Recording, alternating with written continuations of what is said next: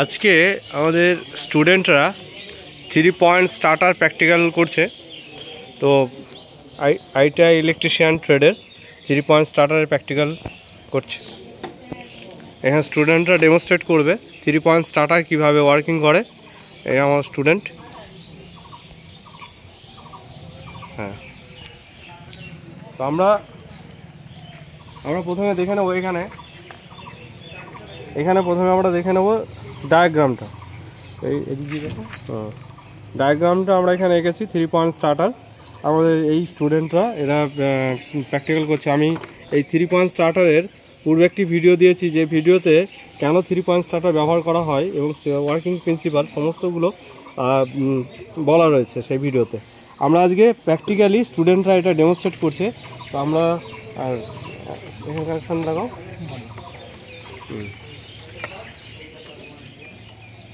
200 ভোল্টে দেওয়া আছে, 50 রাখো, 50।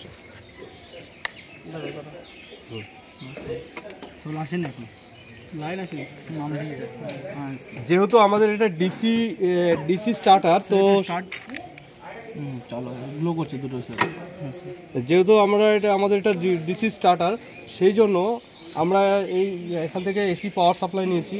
পাওয়ার সাপ্লাই নিয়ে এসি থ্রু এখানে আমাদের ভ্যারিয়েকে নিয়েছি।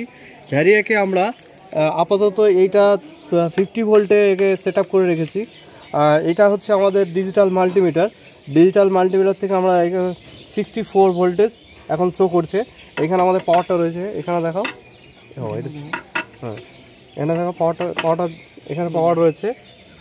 তো এখান থেকে আমরা আমাদের পাওয়ার নিয়েছি L1 টার্মিনালে। এটাকে দেখাও, L1 টার্মিনালে। আরেকটি পাওয়ার আমাদের নিউট্রালগুলো লোডে শর্ট করা হয়েছে। দুটো লোড নেওয়া হয়েছে, একটা হচ্ছে আর্মেচার লোড, আরেকটি হচ্ছে ফিল্ড লোড। দুটো লোড নেওয়া হয়েছে। এখানে লোড নিয়েছি আমরা একটি 200 ওয়াট ল্যাম্প। 200 ওয়াট ল্যাম্পটা আমরা ফিল্ডের লোড নিয়েছি, এবং একটি 100 ওয়াট ল্যাম্প আমরা এটি আর্মেচার লোড নিয়েছি। তো যেহেতু আমাদের রেজিস্ট্যান্স বেশি দরকার,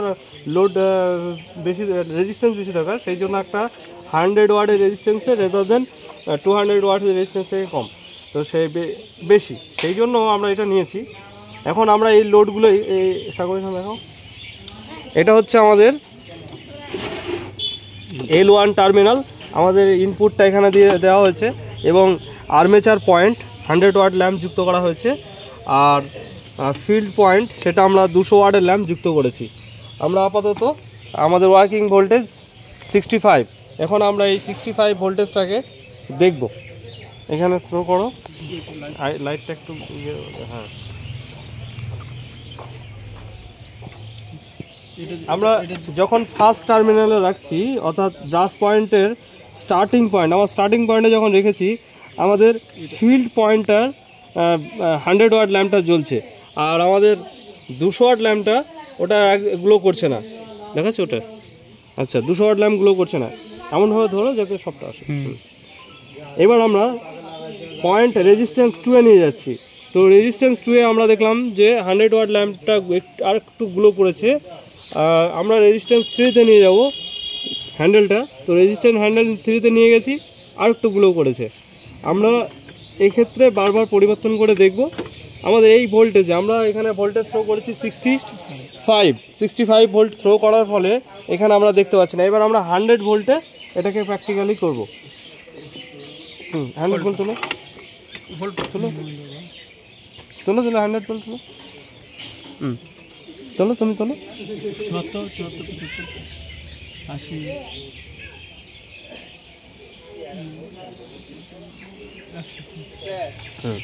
100 ভোল্টে আমরা এটা রাখলাম। এইবার আমরা আরেকবার প্র্যাকটিক্যালটা দেখব টেস্টিং করে। রেজিস্ট্যান্স 1 দুটোই গ্লো করছে। আমাদের লজিক যেটা হবে সেটা হচ্ছে যে 100 ওয়াট ল্যাম্পটা যখন আমাদের 100 ওয়াট ল্যাম্পটা গ্লো করবে বেশি, তখন আমাদের 200 ওয়াট ল্যাম্পটা গ্লো কম করবে। তো সেটাই আমরা এই ভিডিওতে দেখব। এইখানে ধরো, হ্যাঁ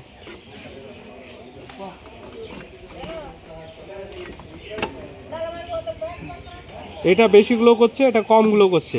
আবার যদি আমরা স্টার্ট পয়েন্টে রাখি তাহলে এইটা বেশি গ্লো করছে, মানে 200 ওয়াট ল্যাম্প গ্লো করছে, আর 100 ওয়াট ল্যাম্পটা গ্লো কম করছে।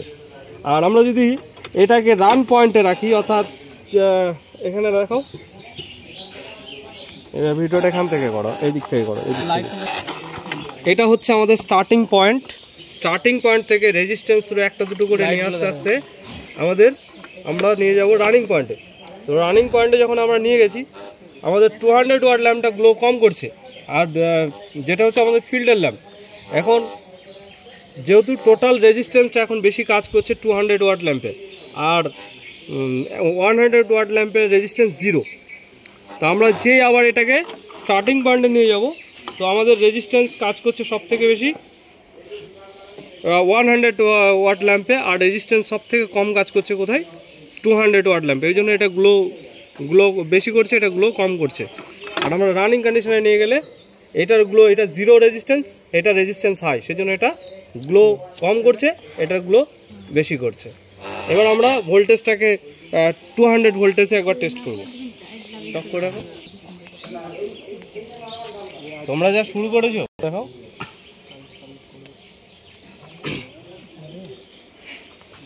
আমরা 200 ওয়াট ভোল্টে একবার টেস্টিং করব। তো আমাদের এখন স্টপ পয়েন্টে রয়েছে, আমাদের প্লাঞ্জারটি রয়েছে স্টপ পয়েন্টে। এই প্লাঞ্জারটি হয় সফট আয়রনের। এটি কিসের হয়? সফট আয়রনের। দেখো এটার মধ্যে হালকা এইটার যেহেতু আছে, ম্যাগনেট আছে, এটা তো ম্যাগনেটিক দেখা যাচ্ছে। আচ্ছা, এটা সফট আয়রনের। এইগুলো কিসের হয়? এই পয়েন্টগুলো ব্রাশের, পিতলের। আর এই যে সফট আয়রনের মাথার এই পয়েন্টটি কিসের হয়? এটাও ব্রাশের, এইটি সফট আয়রনের। এইবার আমরা স্টার্টিং পয়েন্টে দেখি 200 ওয়াট ল্যাম্প বেশিগুলো করছে, 100 ওয়াট ল্যাম্প কমগুলো করছে। এইবার আমাদের লজিক অনুযায়ী এইটা আস্তে আস্তে গ্লোটা কমে যাবে, আর এর গ্লোটা আস্তে আস্তে বাড়তে থাকবে। তো লজিক আমরা দেখি সেটা হচ্ছে কিনা।